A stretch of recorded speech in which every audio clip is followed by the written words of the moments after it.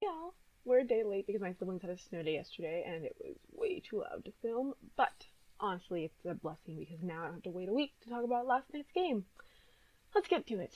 So, last video I left off right before the Penguins game, which was frustrating and terrible in its own right. A 4-5 shootout loss where the Jackets gave up a 2-goal lead in the last 5 minutes of the game, and then nearly lost in overtime, but then the goal was called back, and then it went to shootout, and we lost there. It was bad. It was embarrassing, but it was mostly really angering. Like any other time, a Jackets team with enough injuries to fill a line and a half of forwards to end a D pair would be excused for losing to the Penguins, but they had them on the ropes and just gave up on the end. But the Jackets moved on right to the Senators, who they also lost to 4-5, this time in regulation, because they let the Senators score 4 goals in a row. The only good points of this game were that Sonny Milano scored 2 goals and that Zach Werenski was back from his injury. Pretty sure I heard still that it was shoulder and it was just a nagging thing throughout the season, and so they were just going to let him take a break since the Christmas break was coming up. Which is good, I guess. Next up on the Jackets list were the red-hot, top-of-the-league Tampa Bay Lightning, who shut us out on New Year's Eve in Nationwide Arena. 5-0. Have you seen those videos that the NHL players do for rivalry nights where the hockey player will play against a bunch of kids? This game looked a lot like that. This game was sloppy for the Jackets, and that's a word that I'm having to use worryingly often when talking about them in their game.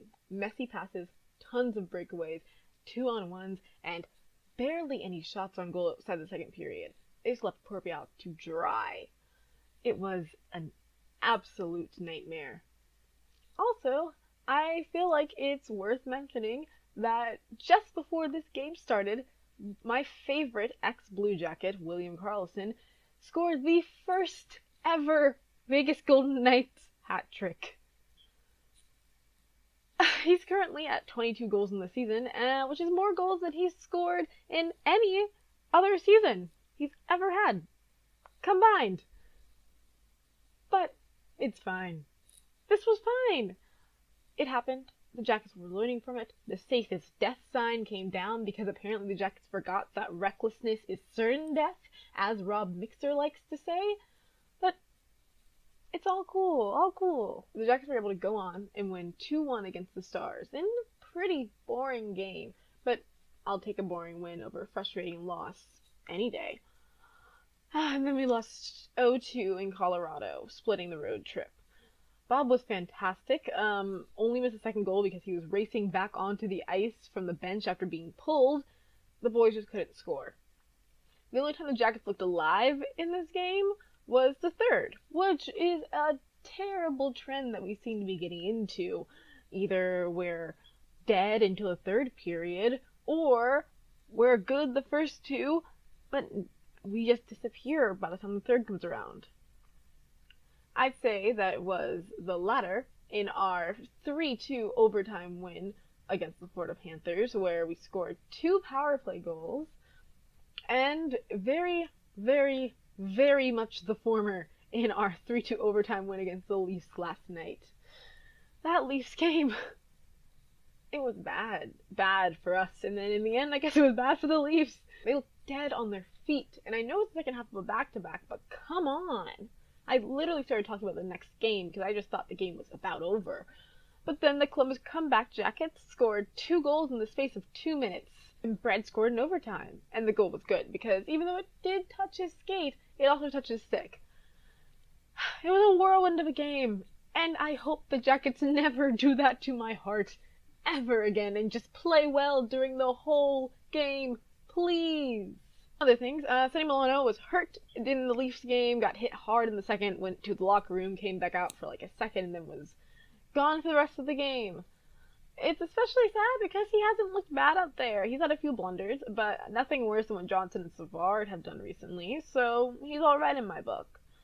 If I was a betting man, I'd bet concussion because it's upper body, and I can't think of another upper body injury where the NHL would let a player go back in and try and play again. Torts didn't elaborate during the presser, and I doubt that he'll elaborate tomorrow. I said this yesterday on Twitter when I thought the game was over before the Foligno goal, but I guess that Milano's injury means that Dalpe is going to get back into the lineup. I wasn't watching the game, so I don't know who went into Milano's space when he got injured, but I'd assume that Jenner goes back to left wing, even though he's doing super well at center, just, for necessity's sake, because I don't think we have any other people who can play left wing. Dalpe will go out to the fourth line, and Schroeder will be rewarded with a third line promotion. Who knows? Maybe Torts could also just do the thing where they just only dress 11 forwards, and we have Kukin play. He's still here. The Blue Jackets power play was 30th in the league for about a day, but unfortunately we're back down at 31st after not scoring on a single power play in Toronto. It is currently at 12.3%. This is the first time the Jackets have won both games in a back-to-back in about a month, so, maybe things are on the up and up. And in the Metro Point Watch, I'm sure everyone's favorite part, things are spreading out a little bit. There are 9 points between the top and bottom of the Metro, though that's still way less than the league average of 22 points between top and bottom teams, which becomes 26 points if you don't include the Metro in your calculation. The Jackets are second in the Metro with 53 points, but are very precariously above the Devils, who have 52 points in 3 less games. It's the Devils' bye week, so let's hope the Jackets can get a couple wins in before their bye week and make that gap a little bit wider. The Penguins are, unfortunately, in a playoff spot, but just barely. It's their bye week, and if Carolina can win even one game in the next week, then they'll edge them out. So, fingers crossed. The Jackets are 7th in the league overall, and I don't know. Things aren't completely terrible, I guess. In the next week, the Jackets play another back-to-back, the Sabres on Thursday, the Vancouver on Friday, then it's our 5-day break, and then 4 more games until February. We're almost done with this month. Wennberg, Murray, and Dubinsky have all been out on the ice in full gear as of late, even if Doobie's only on week 4 of his predicted 6 to 8 week healing time. But he was on Fox Sports Ohio last night, and he looks pretty good. I mean, I know it's a face injury, so you have to be super careful, etc., etc., etc., but he's looking good. Things are not great in Jackets land. We look stale, we look messy, we look bad, we look dead. All these are true and applicable, in my opinion. But it could be worse. And maybe the safe play thing will finally start to stick, and the Jackets will stop making dumb and sloppy mistakes. I like to keep it positive. But that is it for this week. Hit that like if you liked this. Click subscribe if you loved it. I'm Lydia. This is Cannon Fire. And I guess the Jackets just love hockey so much that they want every single game they play to go into overtime.